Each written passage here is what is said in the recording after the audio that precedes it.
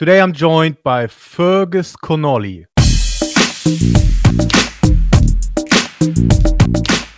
Fergus is a performance expert and has been working as a director of performance for the San Francisco 49ers, performance director for the University of Michigan.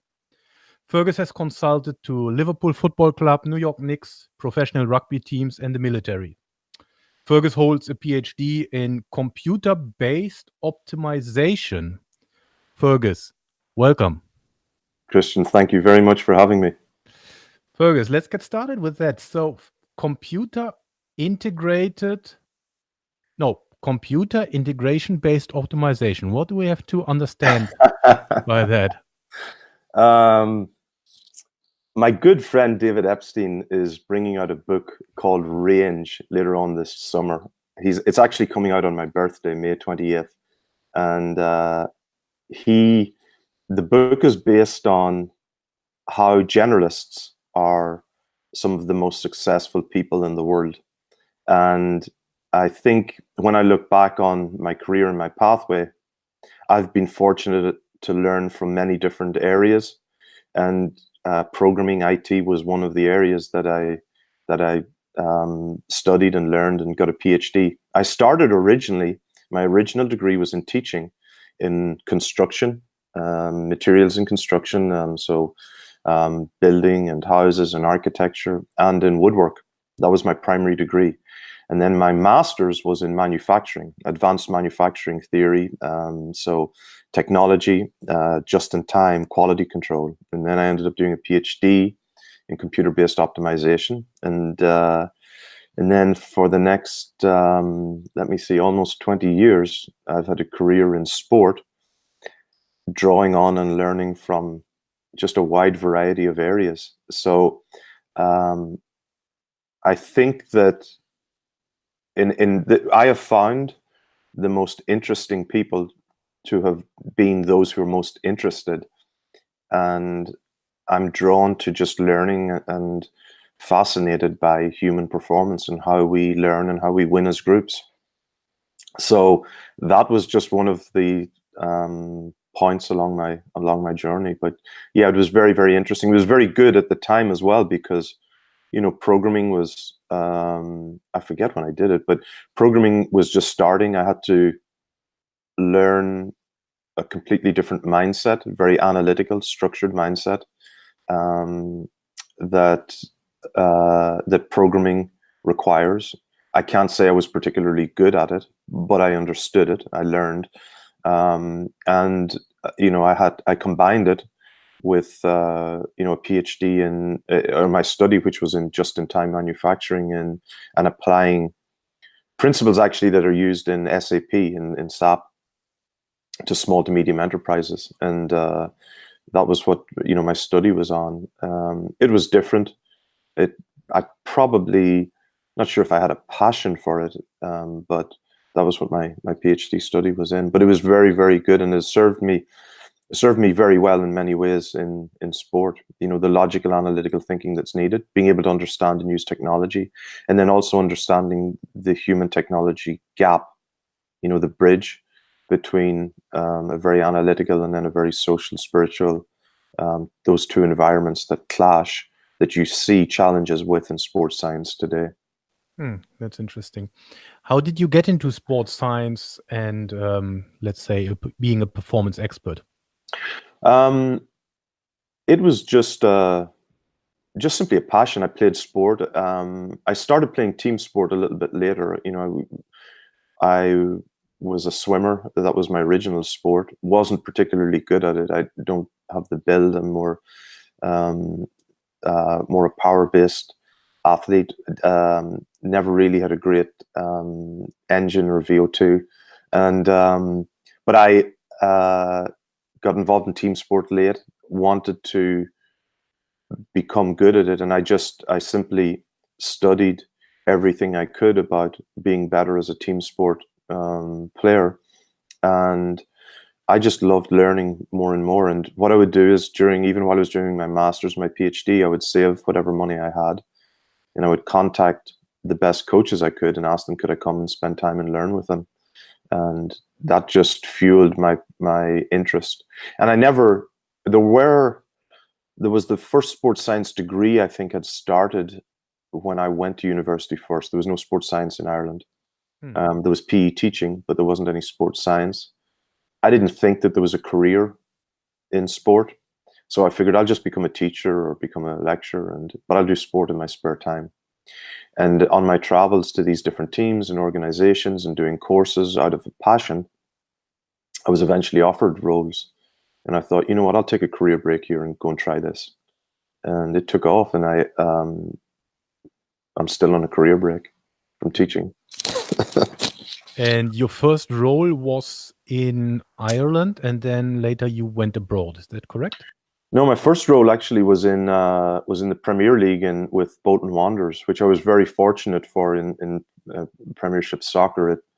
I guess it's a lot more difficult now, you know, for people to find careers. It was just timing, and because I had an interest in and studied these other areas, I just had a knowledge base that others hadn't, and there was an opportunity in the Premier League, and that's where I started. And then I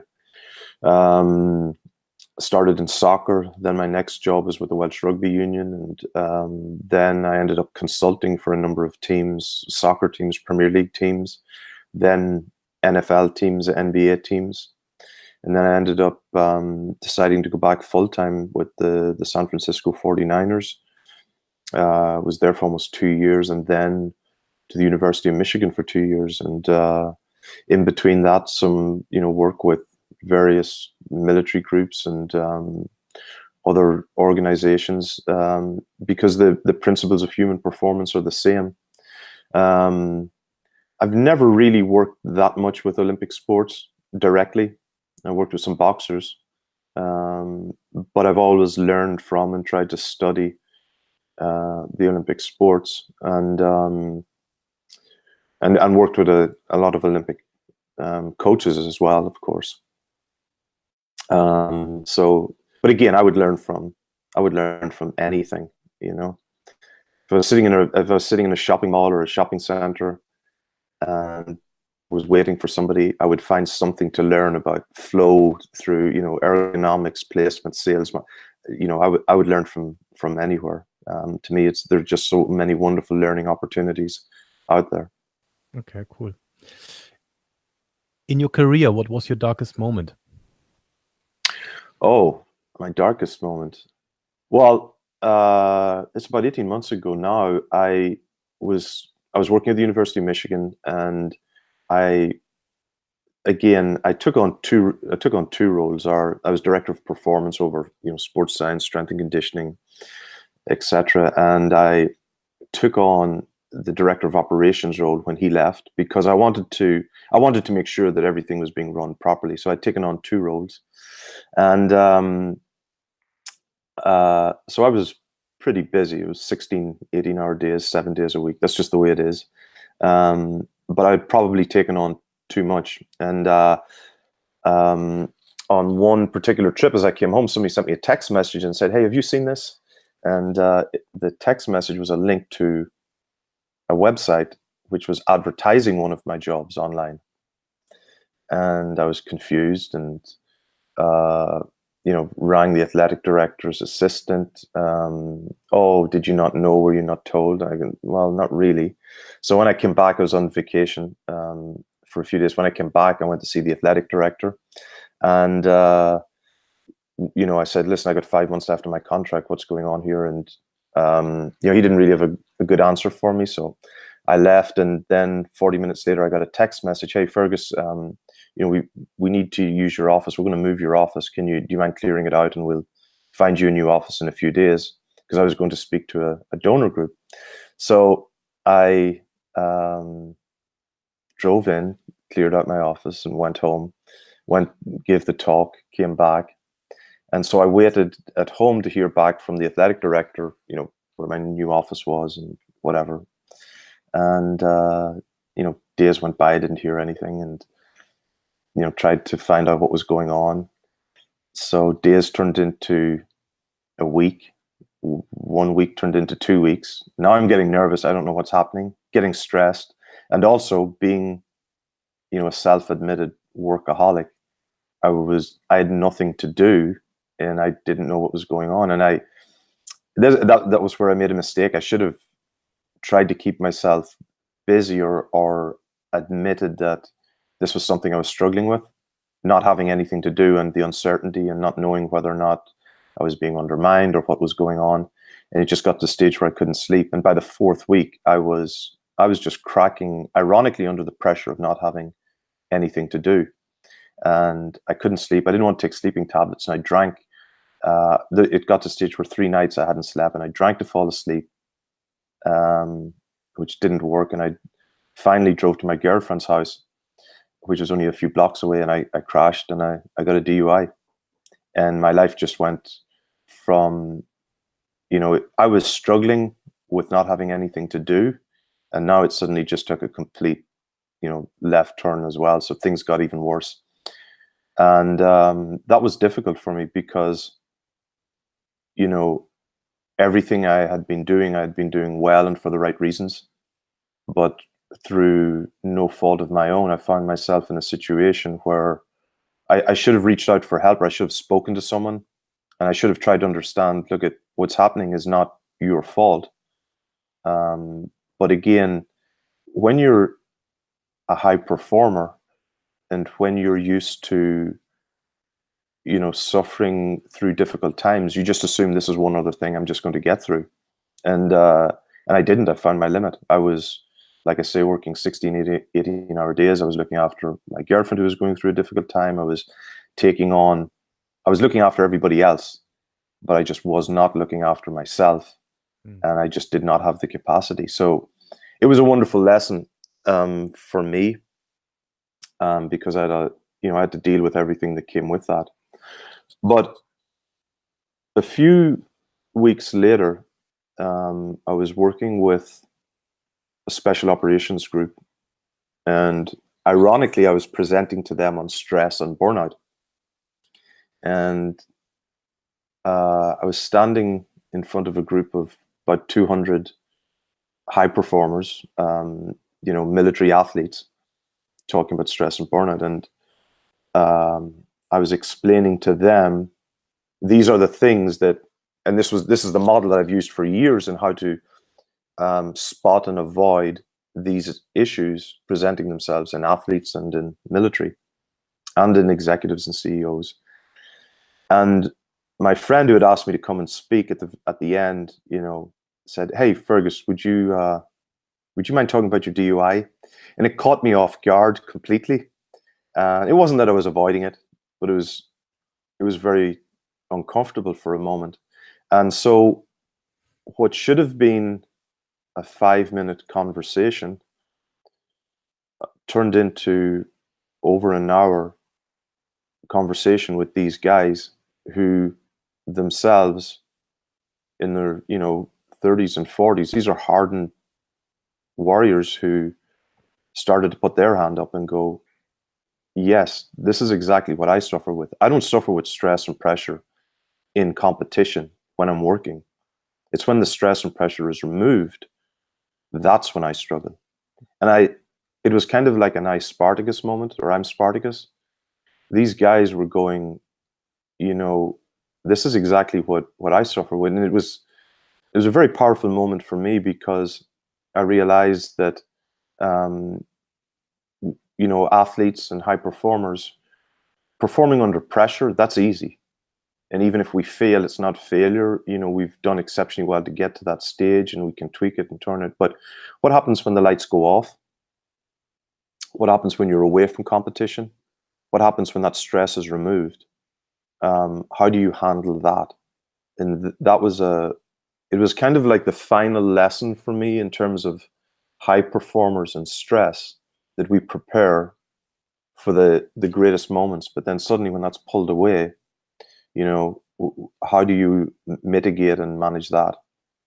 And over the next number of months, what had been, a very dark moment, I had so many phone calls from NFL players I worked with, from Navy SEALs who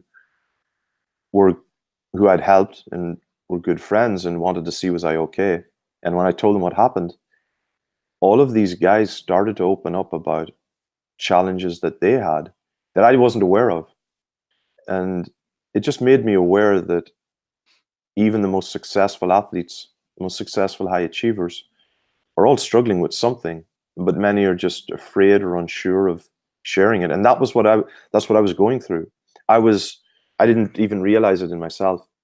So it's a long answer about a dark moment, but you know, sometimes it's darkest just before the dawn.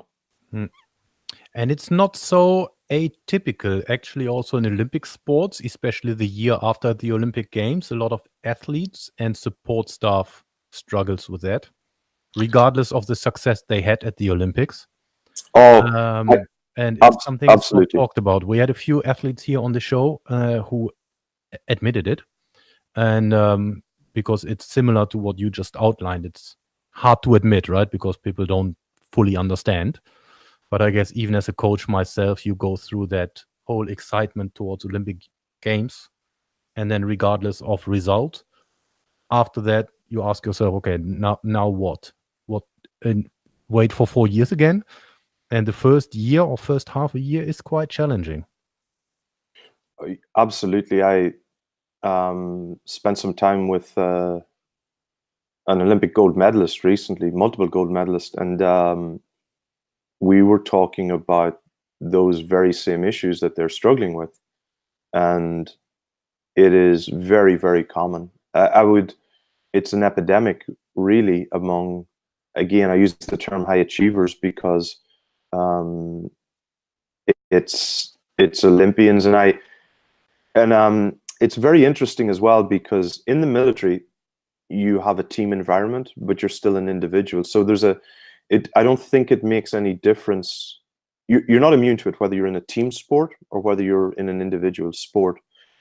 But I think that some of the Olympic athletes, I think, can be more isolated because of the nature of their environment from time to time.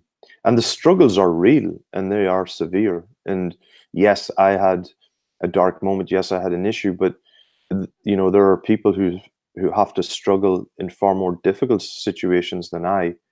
And some of the things that, I have heard of being, troubling, worrying. But on the other hand, something that was a terrible negative has given me an incredible amount of joy when you can talk to somebody and go, I know exactly what you're going through, and this is what you need to do to understand it and to manage it. But absolutely, like you mean, when the environment changes, the perceived stress and pressure changes, and athletes and coaches struggle to find something to hold on to. And it can happen not just even when the competition ends, but like an injury, a bereavement, a relationship, those kind of things will put you into that space as well. And one of the, I describe it like driving, a car very, very fast and hitting a speed bump or a pothole. And you're still traveling fast, but you've lost control of the vehicle. And that is very, very scary. So it's something that, I'm fortunate. It's indefensible what I did. I'm not proud of it at all, but I'm grateful that it has given me the opportunity to be able to help so many in military and sport and in the corporate world. It's given me that opportunity to do that. And how did you recover from that moment? I think there are two things. That one was, and I've had this conversation with a lot of, particularly in the special forces community. If you have a very good understanding of good and bad, right and wrong. You have a platform for recovery. I think that's important. If what you're doing and you know to be doing is good, even if you've made a mistake, that allows you recover better. So I was fortunate. Yes, I made a mistake, but I was trying to help and protect other people, so I could fall back on that. The second thing is, I think over my career, or maybe how I was brought up, I've never been afraid of facing the uncomfortable truth. So there was no sense of entitlement, disillusionment, or trying to justify. I screwed up. I made a mistake.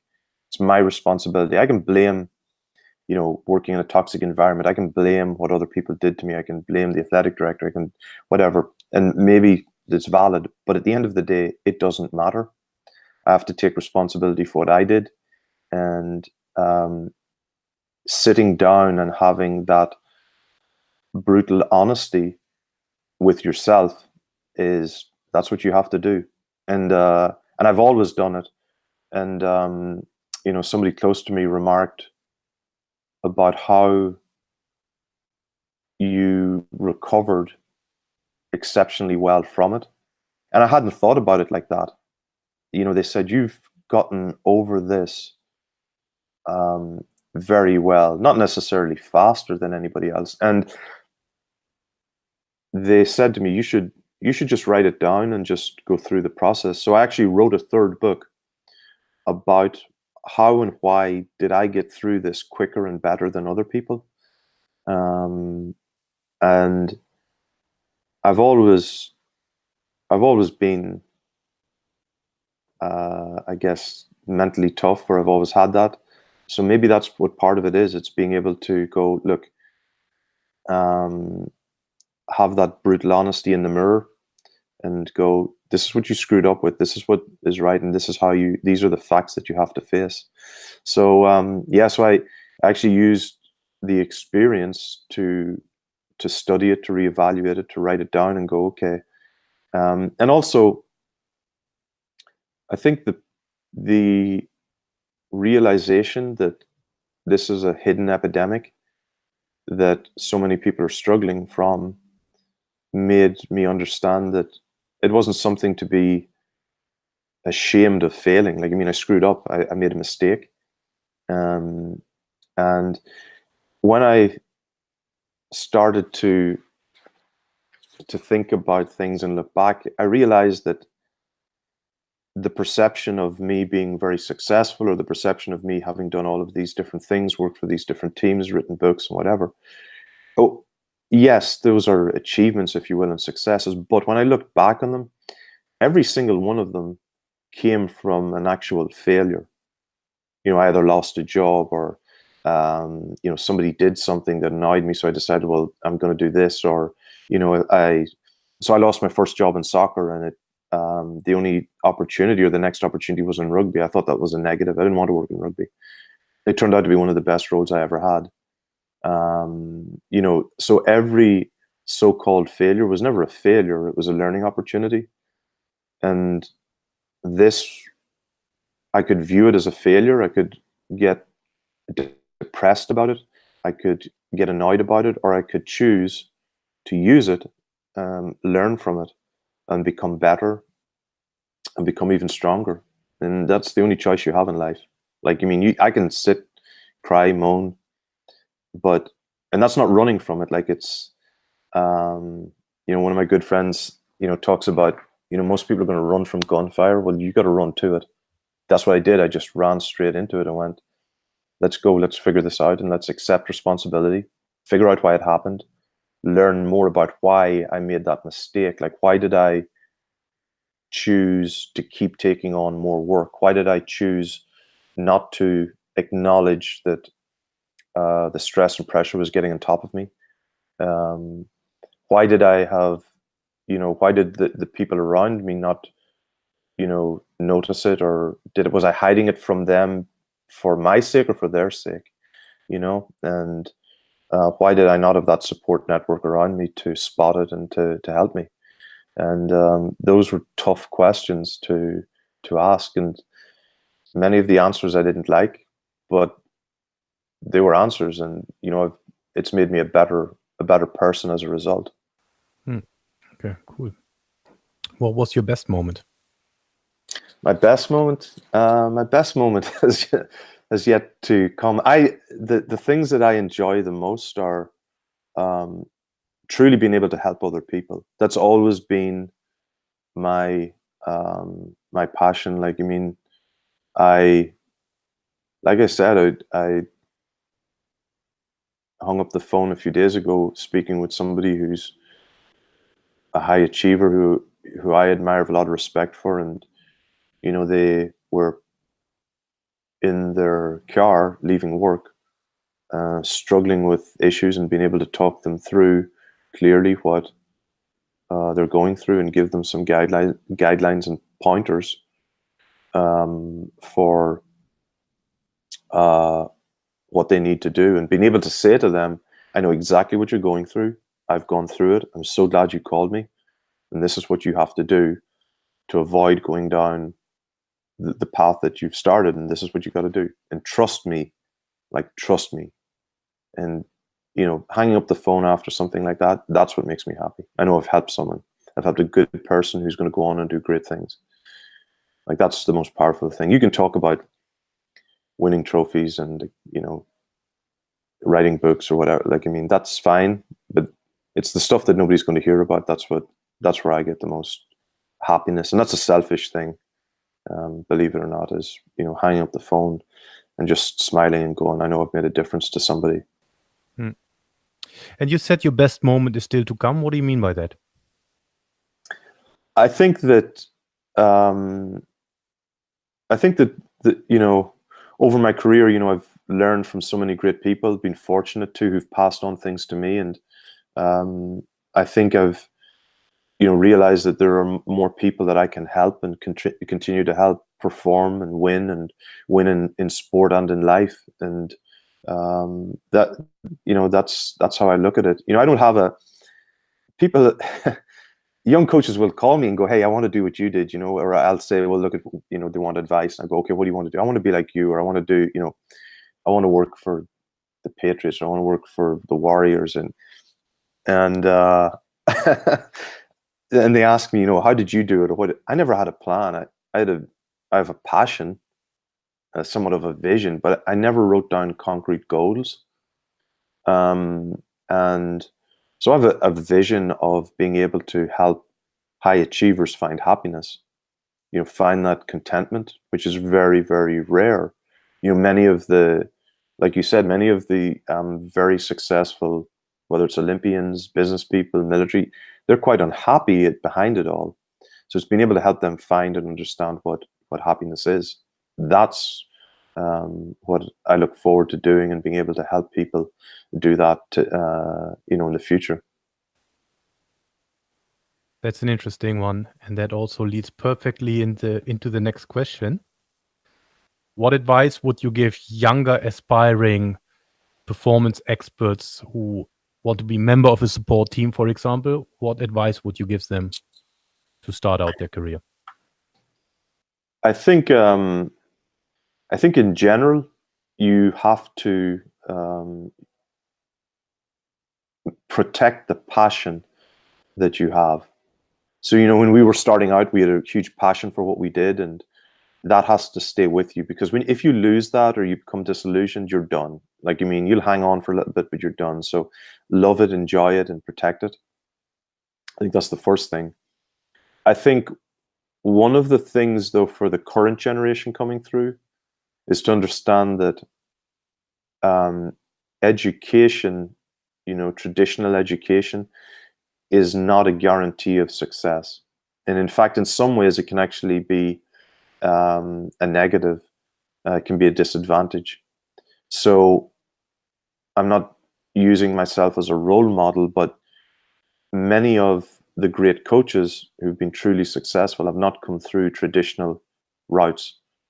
And the reason for that is that the most important skill to be successful in sport, whether it's Olympic sport or team sport, is the ability to solve problems.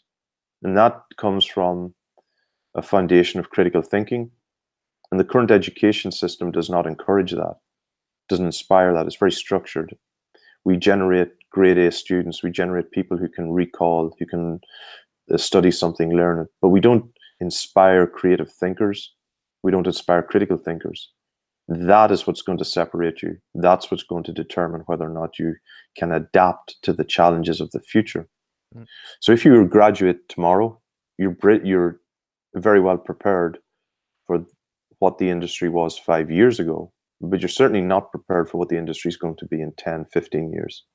And that only comes about by developing critical thinkers, creative thinkers who can solve problems. And those are the most important skills I think that the young generation coming through need to have. And how would you go about developing it? I would encourage young professionals today to start working earlier. The pattern is, like I did, was to stay and do a master's, stay on, do a PhD. Now, because I wasn't working in the sports area and I never studied traditional kinesiology or sports science, I was never indoctrinated into a structured way of thinking about solving problems. So if I take every graduate from a kinesiology program and ask them to solve a problem, they've all been conditioned to one or two ways of thinking and problem solving. I don't want that. I want critical thinkers. I want thinkers who are going to think differently. I want people who are going to think better. And I actually give a presentation. I give it in Australia to an organization about true innovation. Like, what is true innovation? What is thinking differently? Where are your sources? Who are your sources? Where are you going to get inspiration? And like I said earlier, you can be sitting in a shopping mall, you can be at a restaurant, and you can learn concepts, ideas, principles that you can apply to sport. And those are the things that I think will separate you. And again, one of the best questions I was ever asked at a meeting was, we were preparing a team, planning for a 4-year cycle for a World Cup. And, the question was, well, we're not trying to prepare the team for how the game is going to be played today.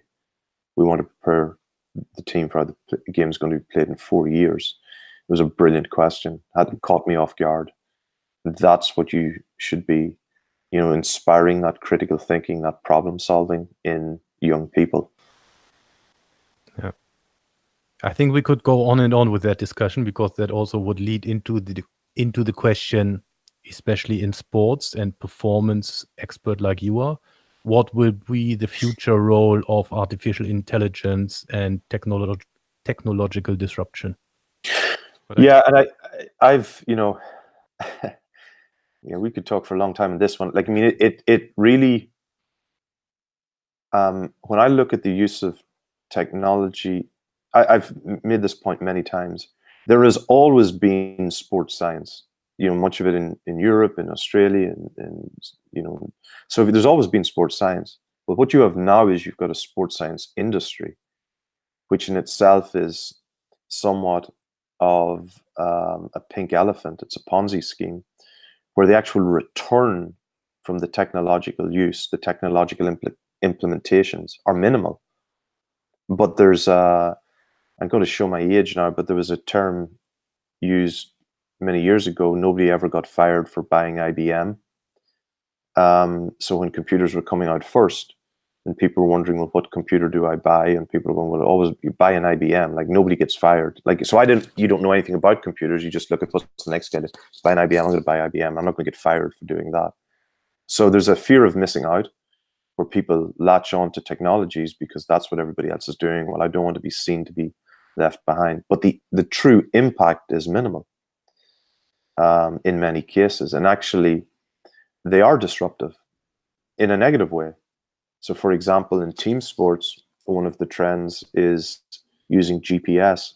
And GPS is very, very helpful. It can be, but there comes a point where it can become, can have a negative effect on performance. And again, this is where critical thinkers, innovative solution providers provide a benefit and advantage. But it's knowing where that tipping point is in the use of sports science and technology. That's where the challenge comes about. But artificial intelligence, yeah, I'd be happy enough just to have common sense and basic intelligence before we worry about artificial intelligence in sport. I guess I can fully agree with that. Yeah. So if you could go back in time 10, 15, 20 years, what advice would you give your younger you with all the knowledge you currently have? I wouldn't change a single thing, Christian. Even the bad moments and even the things I'm not proud of, I wouldn't change them. Like I said, some things have, well, one thing in particular is indefensible, and but the only reason I say that is because I've always, maybe the one piece of advice I would give is just do what you've done, is learn from mistakes. Like, I mean, I've failed so many times. I've lost jobs, I've been fired, I've lost games, made mistakes. Yes, I've done all those things, but having the strength and courage to sit down and learn from, that's what resilience is. And I think that's the most important skill. So just on that, and I've written an article about this, is one of the challenges we have, particularly in recruiting staff, is that current education system. By not developing, in order to be a critical thinker and to come up with innovative solutions, many of those are going to fail, but it's being able to accept that failure is part of life and responding and learning from it. That's what builds resilience. And that ability to fail often and fail well and go again, that's missing more and more in society. It's missing more and more in in life, and that's something that we need to encourage in younger athletes. It's okay to, failure is not fatal, and inspiring that, I think, is important. Maybe I was just too stubborn maybe I missed that lecture where failure is fatal. So I've just been stubborn enough to keep going. Okay, cool. Yeah, there's also that, I'm not sure who said it, but it's kind of failing forward. They talk about failing forward because every failure brings you closer to where you actually want to get to. Yeah, is it a failure or is it a learning opportunity? And that's not being flippant, it's not understanding the gravity of failure and the gravity of making mistakes. Not at all. But I think the people that I have seen struggle the most are those who have failed to recognize the mistake, the error, or the issue, have ignored it, have not sat down and processed it.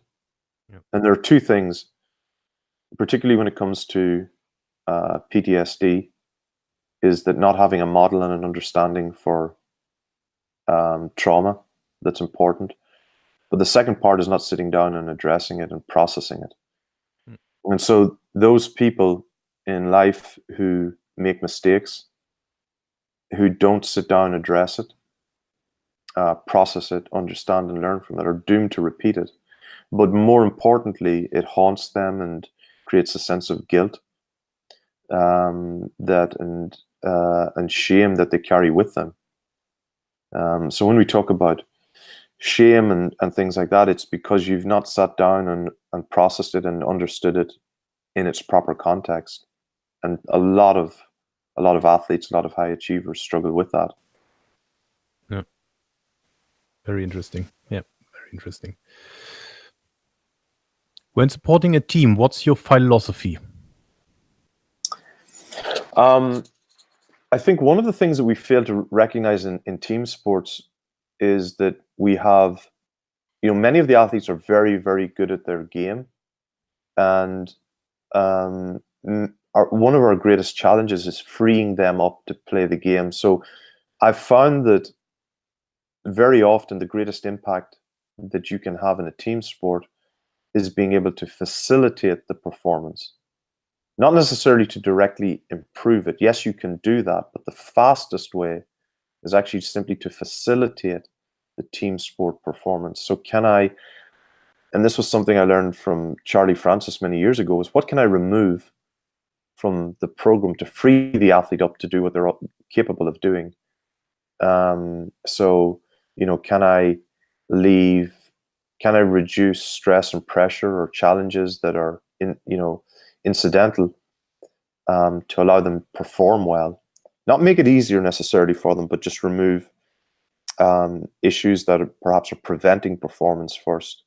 That's the first thing. So as a performance director or as a performance consultant, it's being able to come in and look and say, okay, if we take away this or we manage this, we can actually free the athlete, and very often free the coach up as well, to allow the athlete find their optimal route to performance.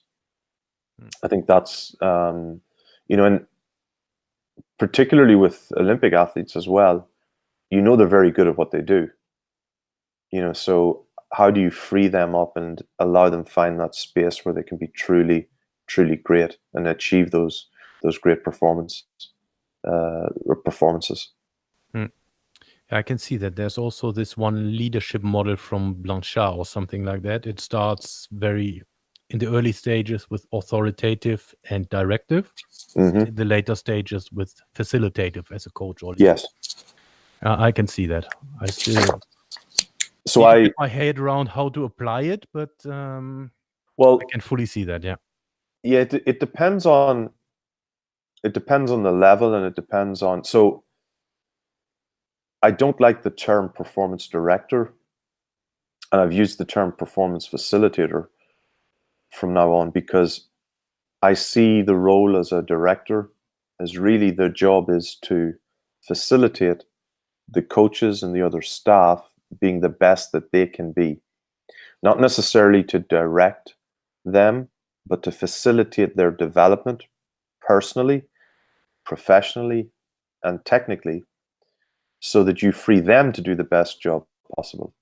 So if I've got a strength coach who comes in, whose wife's pregnant, and he's struggling taking care of her, blah blah blah, and he's got a lot in his mind, and he comes into work and he's not just present.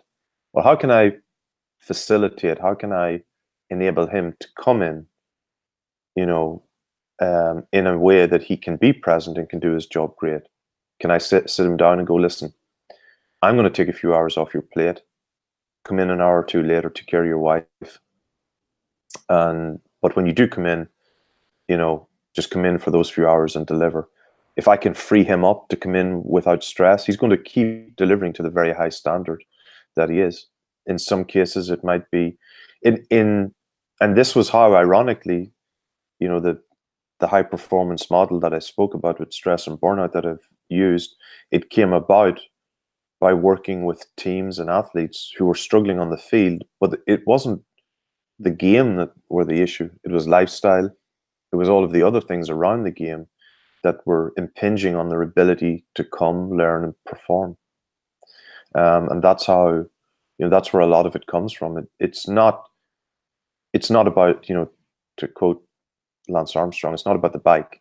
You know what I mean? It's not about the game. It's usually about something else outside of life that's affecting our ability to come to work and perform. And that's why, as a performance director, very often your job is as a performance facilitator. Now, you do have to implement professional development models. So being able to sit down with coaches and help them identify the areas that they can develop and improve more in, that's very important as well. But I've found some of the greatest improvements have been in helping people in personal development and helping them come to work in the best possible way. Which person has influenced you most and why? There have been so many people, I think, that have helped me. Dan Paff has been a great support. There are many guys in in the military community who've helped me. Charlie Francis, Alvar Meal, all of the greats, even Charles Poliquin, people like that who, I've learned so much from and were very kind to me and very generous. Coaches, players, I've learned so much from, and many of them taught me things without necessarily intending it to. or intending to do it. Like even Colin Kaepernick, when I was at the 49ers, I would, was always polite and respectful, not just to me, but to everybody in the building. So you learn from, watching, observing people like that. Justin Smith at the 49ers had a wonderful sense of humor. Win or lose, and that confidence was infectious among the groups. You learn from that.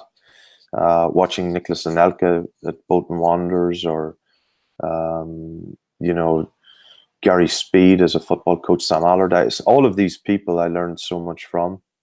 Has any one person influenced me more than anybody else? No, only my parents. Only my parents. Cool. One guy who's very close to you, Hank Krajinoff, has been a huge influence as well. But Charles van Comeny also, another great Dutchman. Those have been huge influences and great thinkers.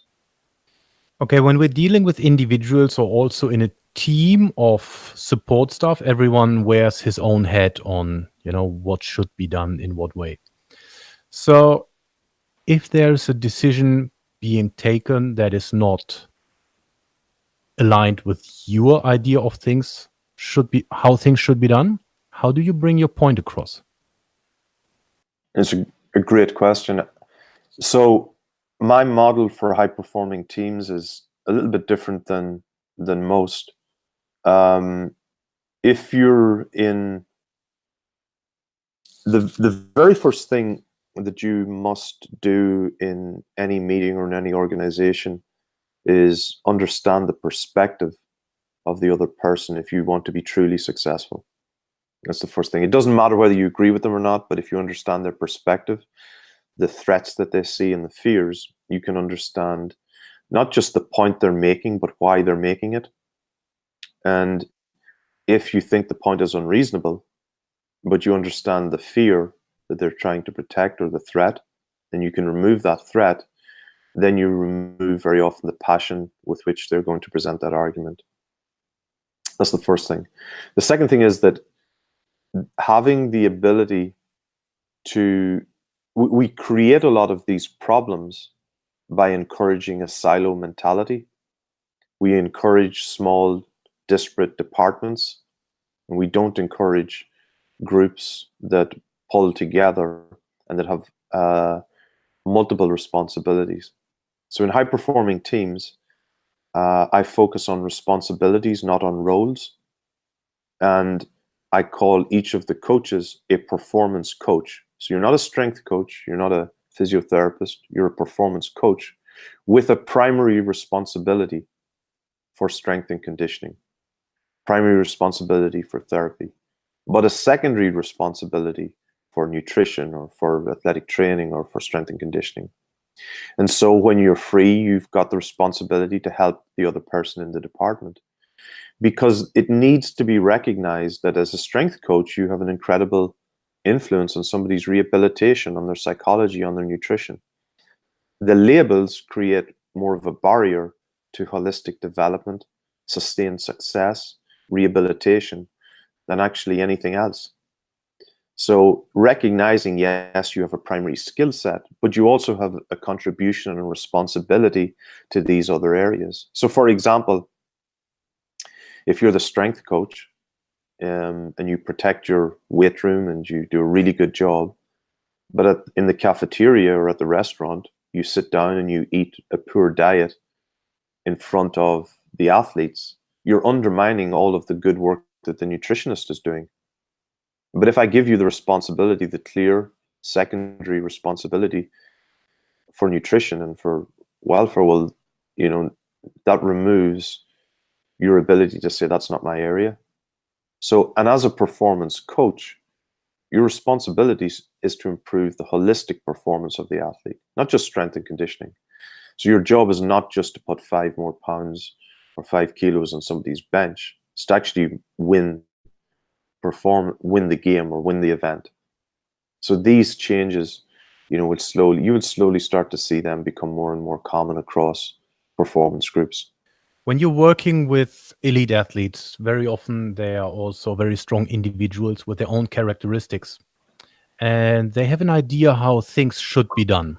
So, and if this idea of how the athlete thinks things should be done and your idea differ, how do you make the athlete aware of what you think is the best way forward? Similar question, but a slightly different twist on it, because now we're not talking about a multidisciplinary team, for example. We're talking more about athletes and beliefs. I think the very first thing is very often to listen carefully to what the athlete is saying, and because as good as you might be, sometimes the athletes have some very valid points and understandings and an intuition or an instinct for what works for them. And I learned very early on not to dismiss particularly what some very successful athletes were doing. So, so for example, with some older athletes, when I started working in soccer, diet was important. So I would work with some athletes on fixing their diet. So you had these superstars at Bolton or wherever, and we would go in and change their diet.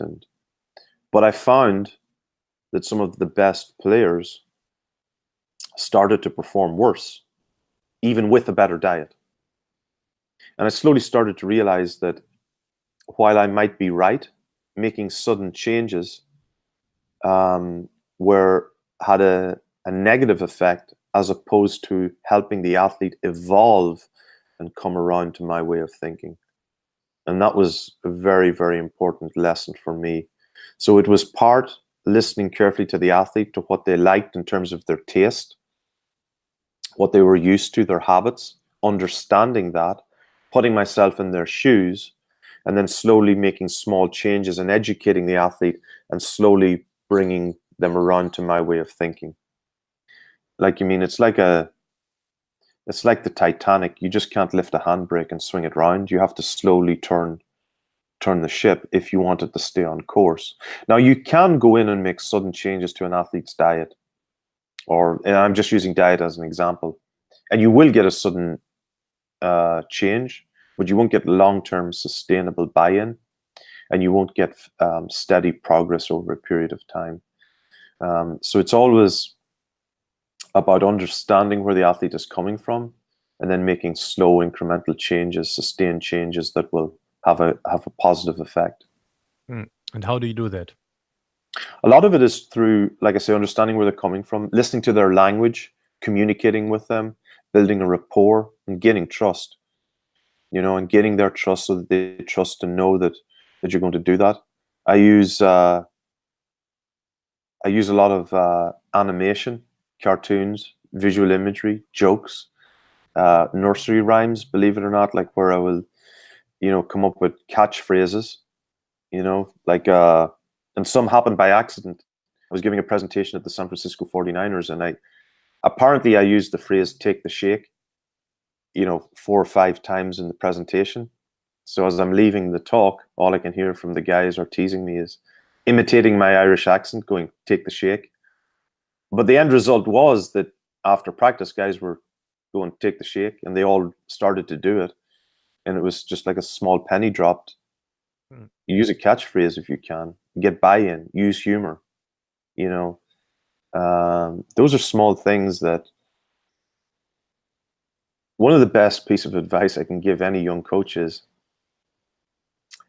how does Nike, Adidas, Pepsi, Gucci sell? How do they get your guys to buy something, and you can be with them for 8 hours a day and can't get them to eat a piece of broccoli? Like, how do they do it? Like, how do they sell what they're selling? And a lot of it comes down to, an emotional attachment, visual representation, humor, short impulsive signs, notices. So that's what you do. Copy them, steal from them, steal their ideas, but use them to your benefit. And that's what I've done. That's how I get buy-in. How does a typical day in the life of a performance expert look like? Oh, it varies. It varies quite a bit. So at the minute I'm preparing a talk I go to Arizona, and I'm going to Arizona next week to give a talk on team speed for a week. And then I've got an event in London. I come back. I'm finishing off another book.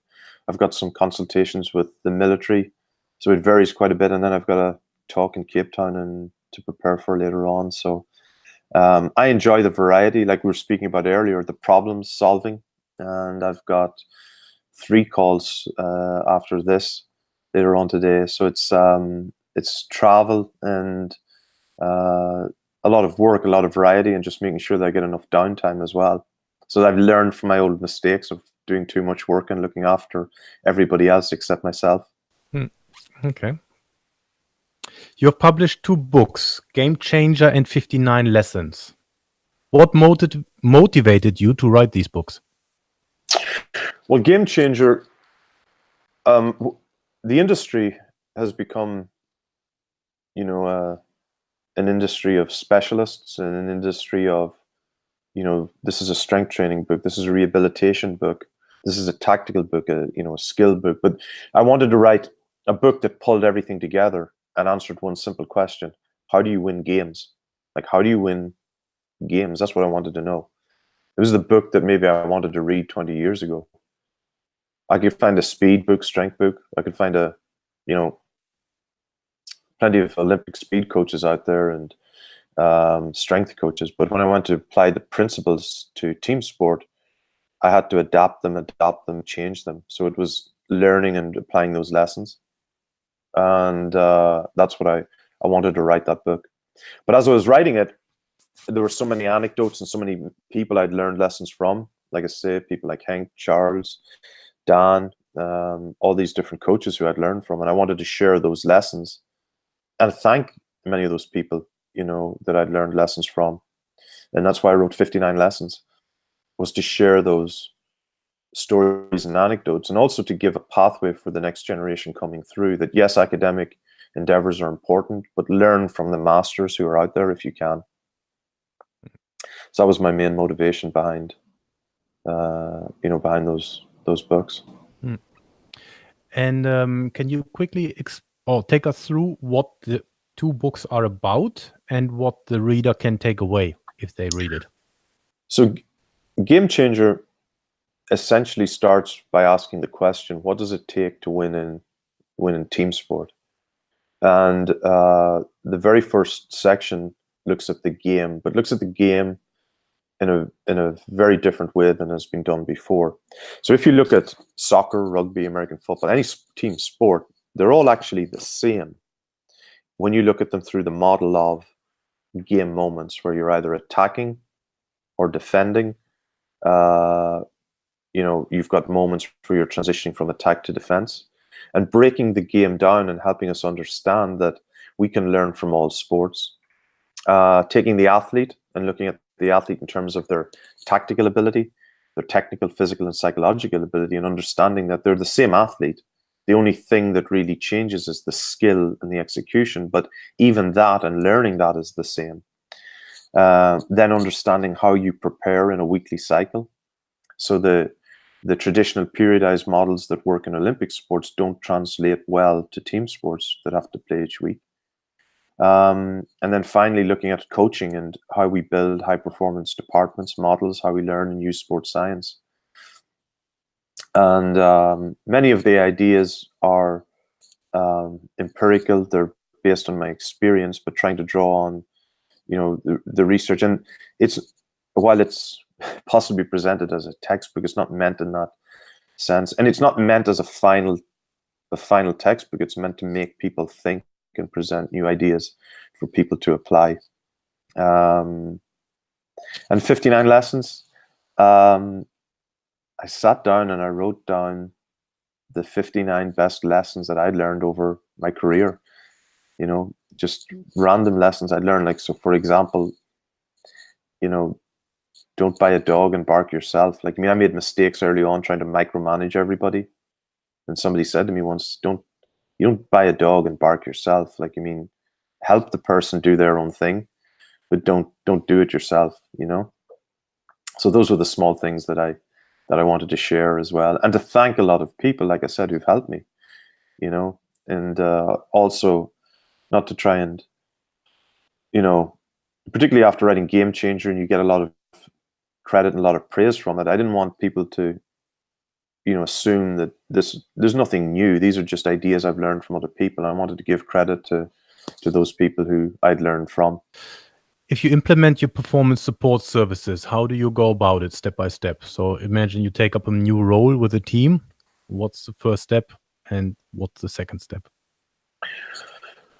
Well, I actually learned this from Tune Gibrans he was at Alkmaar at the time, and one of the best lessons I learned from him was, when you come into an organization, do not make any changes for 12 months. Watch, observe, allow each professional there to do their job, see if they align with and want to continue working with you, see if you want to make a change. You can bring one person with you as an assistant, but allow everybody 12 months, because you don't know what they're really like. You can hear, you can whatever, but observe people and give them 12 months and see, you know, understand what they do well, understand what their limitations are. Because you may have a wonderful strength coach that you want to bring with you, but you might get there and realize, you know what, this strength coach, I don't know what I don't know. This strength coach that they have is actually really, really good, you know? And you are going to use him instead, and same with medical team, but you might get there and want to make changes to a medical department. So that's the very first thing, is to evaluate what they do well. I always start from the end and work backwards. So look at the results, look at the performances, and then understand what changes I can make to continue to improve them. Because sometimes if we start at the other side and go, okay, I'm going to put the best strength program, the best nutrition program, the best this, well, the end results fail, you know? So start from the end, but work backwards. And understand as well, be very respectful of whatever culture and organization you go into, because they're doing something well, and you need to protect that. You need to respect that. You know, when you go to another culture, another organization, the underlying themes and of the organization are very, very important to understand and to be respectful of. And for example, if you take on a consultancy role, I would assume you would like to do something that has immediate impact, but then also you want to move some big rocks later down the road. So how do you balance that?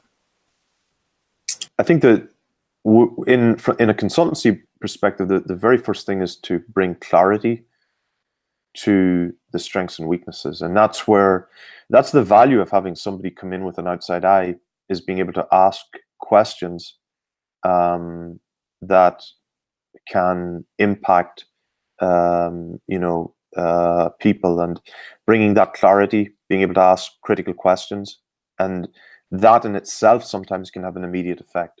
And then slowly creating a pathway for, okay, these are all of the things that we want to do, and sequencing them next, so that, okay, if I take care of this problem, this other one might go away in time. So identifying all of the things is fine, but then sequencing them is the next thing. So programming them or scheduling, okay, we're going to make this change, just observe it slowly, then make this other change. One of the most important lessons in actual computer programming is you never change two pieces of code at one time, because when you run the program, if it fails, you don't know which one failed. So you implement one change, run the program. If it runs fine, that's fine. But if you implement the second one and it crashes, you know it was the second one. So make one change at a time and observe the impact. Do you want to nominate someone to be interviewed? Well, I think Charles van Kameny would be a very interesting speaker, and Henk Kraaienhof, two Dutchmen. Those are two. Dan Path at Alice would also be a fascinating speaker and wonderful experience. Cool. There's three. Okay, cool. Where can people find you? Twitter is probably the easiest, and my website, fergusconnolly.com, or my Twitter is @Fergus_Connolly. Okay, cool. On your website, I've seen something that piqued my interest. You have an online foundation masterclass coming out. Can you tell us more about that? So one of the things that I started to write a book for performance directors and for coaches, and basically what I realized were that many of the skills. So I had coaches in the NFL and NBA come to me and say, "Look, I want you to help mentor me." And I said, "Okay, it's fine." And I went through the topics that I thought they wanted, and they realized, no. There are the other things that we want to learn. And I go, "What do you mean?" And I realized they were talking about the soft skills: management, communication, conflict resolution, teaching, education, critical thinking, problem solving. So I actually started to write a course based on that. Oh, that's And based on the mentoring of those were the lessons that are most valuable. And it'll be an online course? Yes, yeah, I'm hoping so. I'm running a beta now with some coaches at the minute. And because I think that leaves it just more easier for everybody else to access. And that's the best way for them to, that people enjoy learning. Okay, cool. Fergus, thanks so much for your time. Christian, no problem at all. Thank you for having me.